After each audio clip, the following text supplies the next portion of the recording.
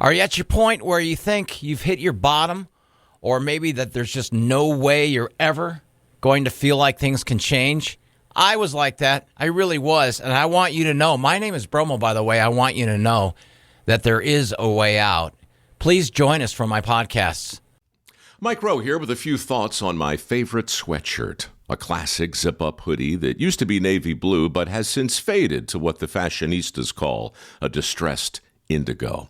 It's 13 years old, soft as a flannel bathrobe, and after a few hundred dirty jobs, demonstrably and undeniably indestructible. This is the kind of sweatshirt girlfriends like to permanently borrow. But I've held on to this one because I got it from American Giant. American Giant makes all their stuff right here in the USA so they can control every link in their own supply chain.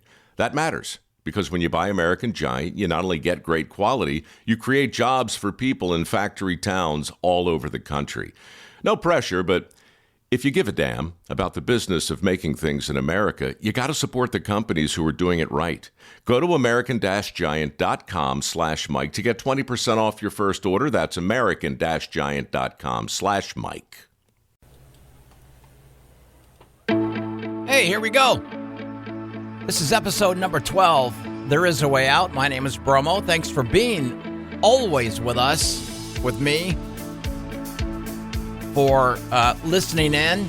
It is the 29th of January. It's actually about 46 degrees out here on a Monday in Bismarck. When it gets 5 or 6 days in a row of 40 and above in Bismarck in January, it's like a parade out here. It really is. Once again, my sobriety date is 2/17/09. I am an alcoholic. I'm not an expert as far as I don't have any credentials. I do have experience, life experience, I guess, is how you would say it. But I always want to make sure that people know that I'm not credited or anything like that. Accredited, or both ways. I've told this story before, and I'm telling it again because the platform I used 5 years ago or so was with a different radio station. So if you've heard this before, I'm almost through with my story, and I'll keep saying this over and over again. But the reason why I do this is I believe that sometimes people can hear someone's story and inspire them and either pass that on to someone else or family member, or who knows, maybe they give it a second thought and they think, well, you know what, maybe I drink too much. Or for those who think, yeah, I do drink too much, and they listen in, maybe there are some signals they can pick up from my story or anybody's story. For anyone who shares, it's all of our hopes that somebody hears it and goes, you know what, a better life is in store for me. And there is a way out. My last episode, I left you with at Pathfinders.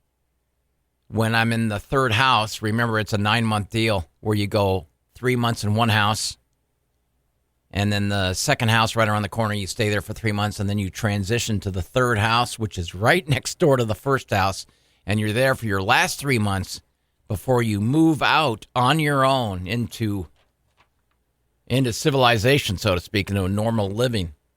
It's a scary thing, it is, and I was in this third house, and I literally had maybe 3 or 4 weeks to go, and a guy that I saw from almost day one, his name was Rob, who went from house 1 to 2 to 3 with me, had taken his life, and we heard the news from our manager, Keith, and it jolted me, shocked me so much that for the first time, I had a moment of clarity. For the first time, I realized to myself, you better do something here.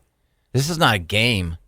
Again, there's no TV cameras hiding around the corner to film some sort of reality show with you in it. I mean, yeah, you were a radio guy and this and that. People know who you are, but this is your life now, you goof. In other words, I said to myself for the first time, I said, wow, this is real. I better get busy here.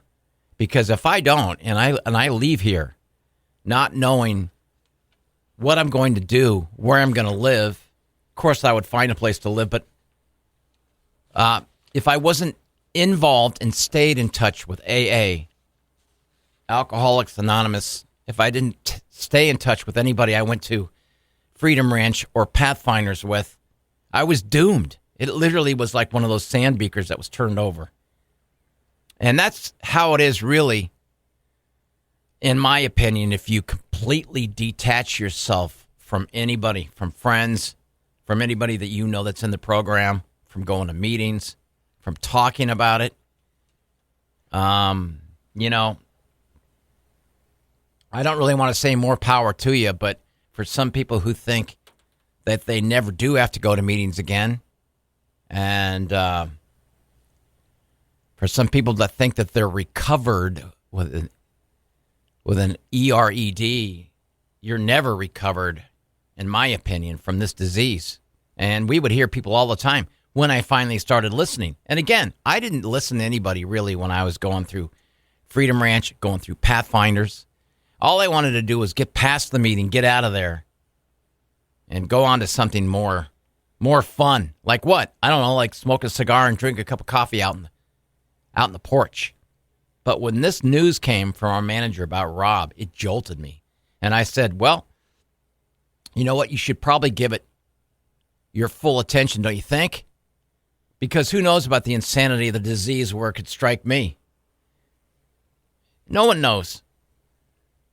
And the thought that went through my mind, and still to this very single day, was what was going on in Rob's head the last few seconds of his life. It just, yeah, the insanity of the disease. So what I said to myself was, you know what? I got to get a sponsor. That is number one, because people have been asking me that. And I now remember I'm over a year sober, and I've got like 3 or 4 weeks to go in this recovery home. And it was really unheard of that I didn't have a sponsor. So many people that I knew were already underway with their steps, had their sponsor.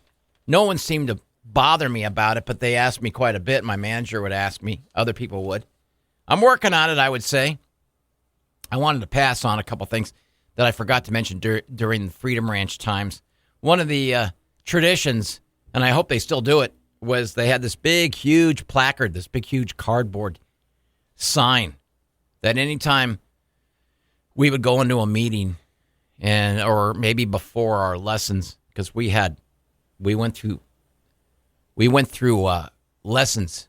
We had a teacher there 5 days a week at Freedom Ranch, and we went through some of the steps, and we had this big, huge cardboard sign that one of the members from Freedom Ranch would stand up and eagerly lift above his head, and it was the third step prayer, and it was, God, I offer myself. I've got this memorized because we said it all the time. God, I offer myself to thee, to build with me, to do with me as thou wilt. Relieve me the bondage of self, that I may better do thy will. Take away my difficulties, that victory over them may bear witness to those I would help with thy power, thy love, and thy way of life. It was ingrained in us. To this day, I still fondly, although I didn't fondly back then, cite this to myself, but I do quite frequently now. Of course, the Serenity Prayer we all know. God, grant me the serenity to accept the things I cannot change, the courage to change the things I can, and the wisdom to know the difference. I have a ring that I wear, a silver one, that has the Serenity Prayer on the inside. And, of course, it's on my left hand because I broke my right hand finger. So it's not like any woman out there notices, oh, Bromo must be married. Nobody notices that. I do have to explain, though, why it's on my left. It looks like a wedding ring. Seriously, it's a pretty big ring. And I wear that, and I have a necklace with a triangle, which I am quite proud of, and I have one tattoo. And I got that back in September of 2 years ago. And I know I'm not a tattoo kind of a guy, and nobody would ever, and I never in my whole life would ever thought that I would do that, but I did. Because I want to look at it every single day. And you get the wise guys, of course. Hey, you better not drink. I'll have to change that tattoo around. Yeah, I get it. I needed a sponsor Now I wanted a sponsor. Now I wanted to wake up, so to speak, because I was scared. I was beyond scared after the news about Rob. He was just like all of us, just a guy with dreams and wanted to get out of there. He had visions of going and getting back into life and transitioning, and all that halted when he went out and drank. And I guess in his mind, he chose that the only way out was to take his life, and he left his son. So I started asking people about their sponsors because I knew very little about it. And for those of you who wonder what a sponsor usually is somebody that you feel comfortable with, and it's always with a guy with a guy or a girl with a girl. It has to be that way, and I've been told why, and I can explain that to you later. But obviously, with someone that you're very comfortable with you go through the steps, you have to be brutally honest, and you have to really feel free to tell this person anything about your background, your life, all that stuff. So obviously, you need someone you trust. And what I didn't know is when you find a sponsor, you work it out for a while, and if you don't feel comfortable with that sponsor and things aren't, meeting your needs or your requirements, or maybe you just had a change of heart, it's your own business whether you change sponsors or not. You are allowed to go from one sponsor to another. A lot of people do it. And so I had a sponsor for a little bit. I found someone that I was comfortable with for a little bit, and then I moved on, found someone else. And this person that I found was a lot younger than me. Of course, who isn't? And he lived right around the corner, literally right around the corner from Pathfinders. He had a tiny little apartment with a dog. And I looked up to him because he had a lot of personality in the way he spoke, a lot of confidence. So I went to him and I said, "Will you sponsor me?" And he said, "Sure." So he gave me some things to do, things to work on. I started going through the steps slowly, very slowly with him. I think I would meet with him twice a week because he was a busy guy too. And one of the things that I remember clashing with him was we were talking about, when I got out of there, about getting a job. And you see, I kept trying to think I could get back into radio very easily. Oh, yeah, somebody will pick me up. And so I was thinking of higher plateaus than just a job. And he used to get after me and say, "Look, if you have to work at McDonald's, so what?" And I'm like, "Dude, I'm not going to go work at McDonald's." He goes, "Dude, you have to put aside your ego.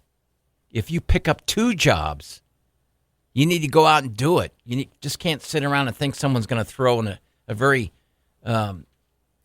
cool job at you, what you want. If you're getting sober and you're staying sober, the most important thing is to get back into society and get a job and slowly start working again.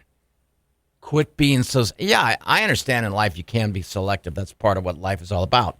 But you can't sit there and knock any kind of job, especially when you're getting back into reality again, into real life. Remember now, I come out from the Freedom Ranch. I keep saying Freedom Riders, and if I do, I apologize, because we have a group out here called Freedom Riders. Think about, I've been at Freedom Ranch and then Pathfinders. The grand total is over a year of being in a recovery home, in 2 different recovery homes. So now I'm getting ready to get out on my own.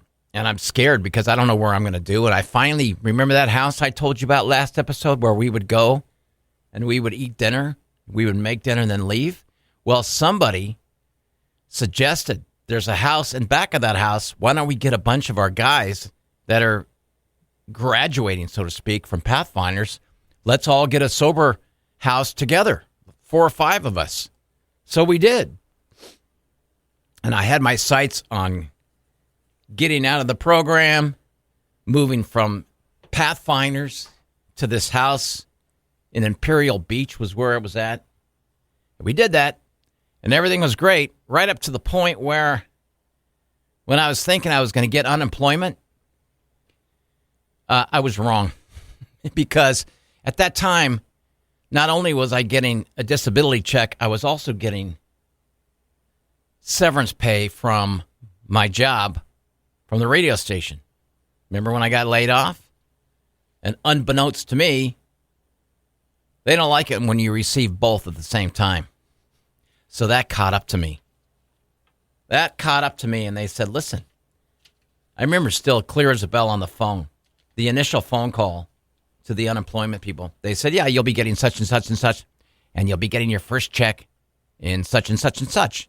And I remember hanging up and saying, thank you, such and such. That sounds nice. I'll be able to pay my part of the rent. And as my part of the rent came up, I had not received a check from such and such. So I called. And I said, what's going on with that? This time I got another clerk on the phone. And this guy says to me, you're not getting squat. He maybe said that in a nicer way, but he said, you're not getting anything. As a matter of fact, you're going to owe us money. I said, what?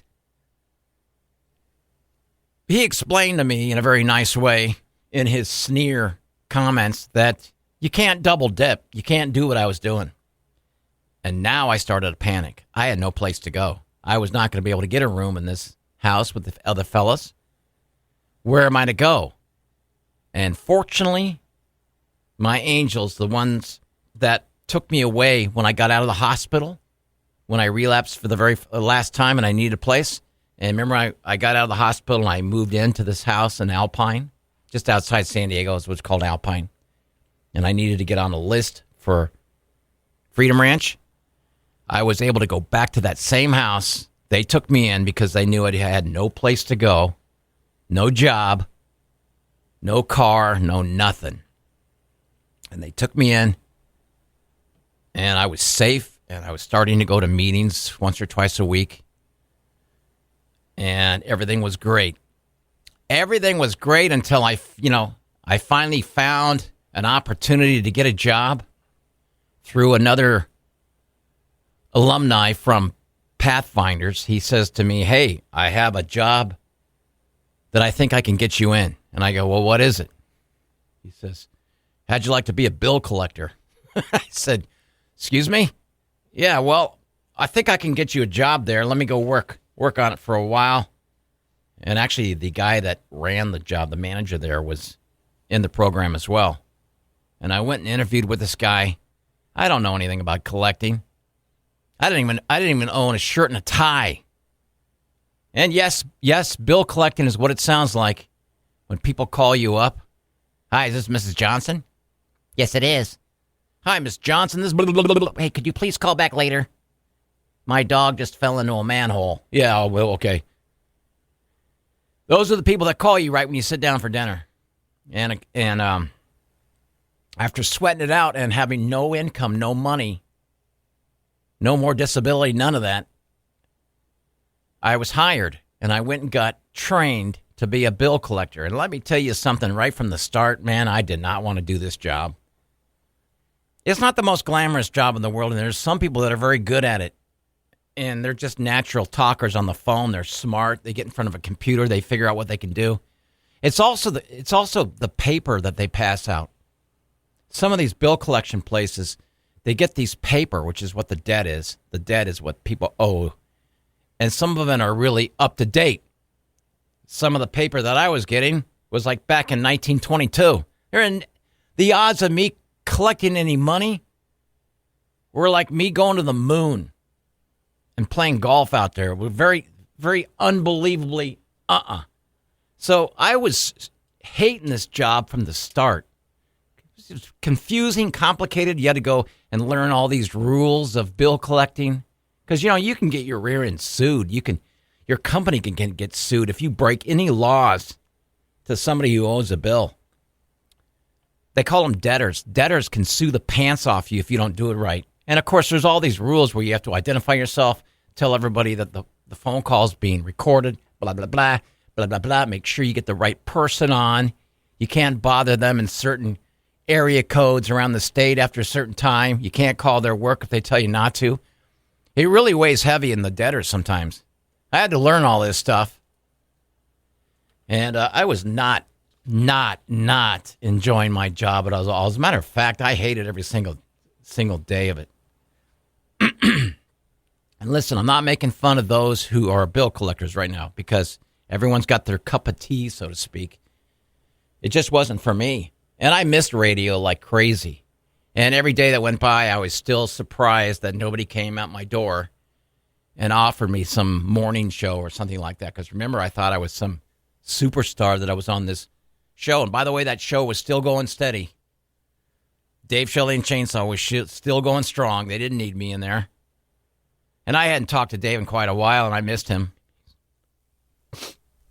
So, as a bill collector, I'm doing this job, and a couple of years goes by, and now I'm approaching, I want to get this right so I don't mess it up. I'm approaching 4 or 5 years sober. And I remember right around, still going to a meeting once or twice a week. Every once in a while, I'd go out to Freedom Ranch. And I think in my 3rd year of being sober, they asked me to come out and speak. Now, what an experience that was. Because normally, if you go to a meeting, an AA meeting, and they have a secretary there and the leader, and they choose you and you go up and speak, you can speak for, some places have a time limit where they'll ring a cowbell or something like that for you to wrap it up. Some will let you ramble on as long as you want. But in a speaker meeting, if you're the main speaker, you go for about 50 minutes, 5-0. And I remember the first time I went out to Freedom Ranch to speak in front of all those people that were sitting in the seats that I once sat at. It was pretty intimidating. I probably did a rotten job, too, because it's you get nervous. It's pretty scary. All these raw people looking at you. And you think you're some sort of big shot because you got 2 or 3 years sober. And hey, look, I hate talking like that because anyone's a big shot when you stay sober a day. Half a day, 2 years, whatever. But when you let it get to your head and you think you've got it licked, you don't. So I remember trying to go out there for the very first time and speak, and I was really raw, and I probably forgot a lot of stuff, and I got nervous. Anyway, as I'm approaching 4 or 5 years, it's right around Super Bowl time, and I was leaning over. At this point, I had a beat-up car that I was able to get. And this beat-up car was, of course, from a friend who had a friend who had a friend that gave it to us for almost nothing, and I made payments. Sorry, I had to turn my phone off. But I had a flat tire, and I went out there to change this thing, and I must have moved my back or I bent over wrong, and man, did I pull a muscle into the far right of my back towards my tailbone. Man, did that hurt. Oh, I had pulled this muscle so bad that every time I went in at night to try to go to sleep, any way that I lay or lie, on my stomach, on my side, the pain was throbbing. I was taking aspirin as much as I possibly could, and I couldn't get any sleep. And I went in to work at that bill collection place, and I was in pain. And one of the gals that worked there saw my face, and she said, "Look, dude, go to the emergency room." And I said, "I don't have any insurance." She says, "Look, they'll take you. Just go in there and explain what's going on." So I went down the emergency room. I told the people at work, "I got to get out of here."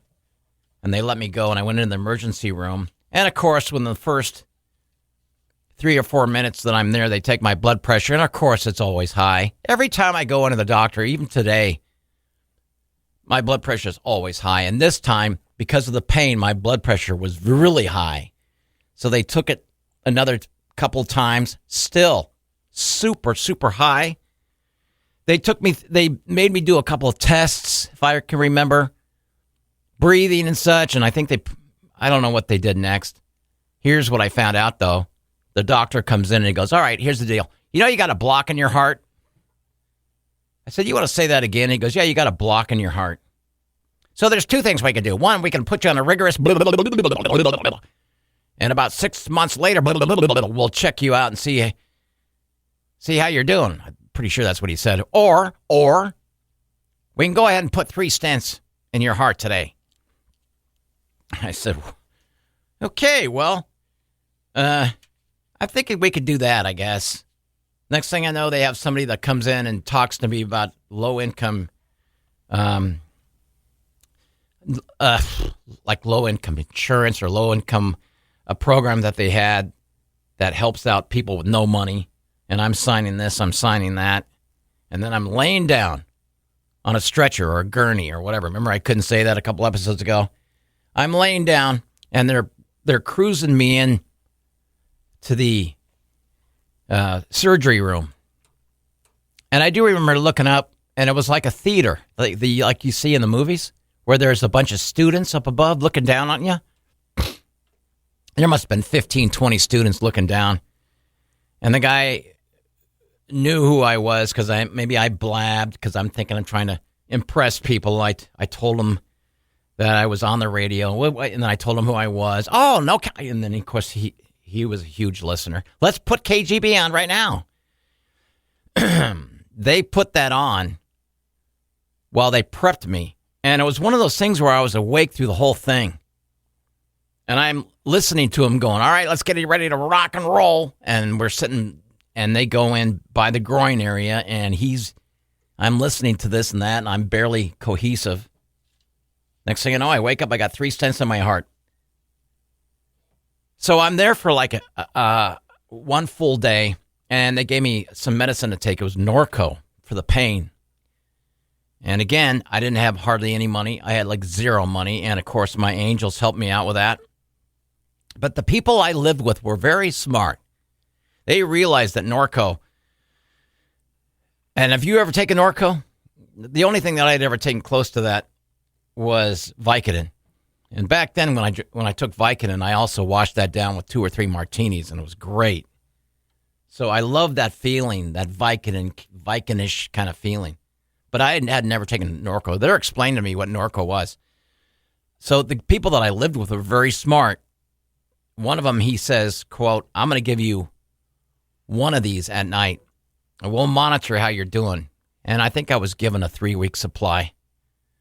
And the first time I took a Norco, and I went into my room and sat down in front of my TV, man, where you been my last 4 or 5 years, was that the greatest feeling? Just super comfortable, super mellow. Oh, this is awesome. I could watch anything on TV and have it be great or do whatever. That was the first night. Second night was the same way. Third night, same way. About the second weekend, not so much anymore. And I remember I got to the very last, here's your last Norco. And I remember I had it on me, and they went to Vegas, these two, and I was watching their house, and I had my last Norco set up. And I was gonna take it, and I knew that it wasn't going to be such a great effect anymore. Because remember, the effect started to tail off. My body was getting used to it and wanted more. I swallowed that last Norco, and from out of nowhere, first time in almost 5 years, first time since I told you I was at Pathfinders and I wanted to walk over to the park and drink a couple of martinis and listen to that show.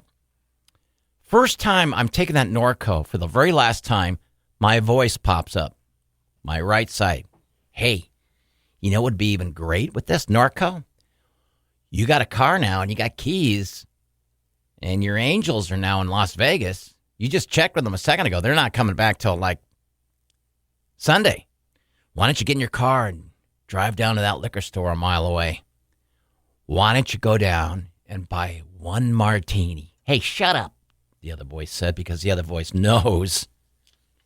But this one was persistent. Dude, 5 years. It's not like been, 3 weeks, 30 days, what? It's 5 years. You got this. Take that Norco. Before you take that Norco, go down and pick up a couple martinis. Come back. Those guys are gone. They won't know. They won't know. And guess what I did? I took the car keys. I got up and I got ready and I drove out to the Freedom Ranch, and I caught a meeting. And for the first time in a long, long time, I realized this is what I need to do. This is how I stay sober. I'll tell you where I've been now, and I tell you what I've been doing lately on my next episode. I'm almost getting ready to have you on. I'm looking forward to it. My name is Bromo, and there is a way out. Without the ones like you, who work tirelessly to keep things running, everything would suddenly stop. Hospitals, factories, schools, and power plants, they all depend on you. No matter the weather, emergency, or time of day, you're the ones who get it done. At Grainger, we're here for you with professional-grade industrial supplies. Count on real-time product availability and fast delivery. Call, click Grainger.com, or just stop by. Grainger, for the ones who get it done.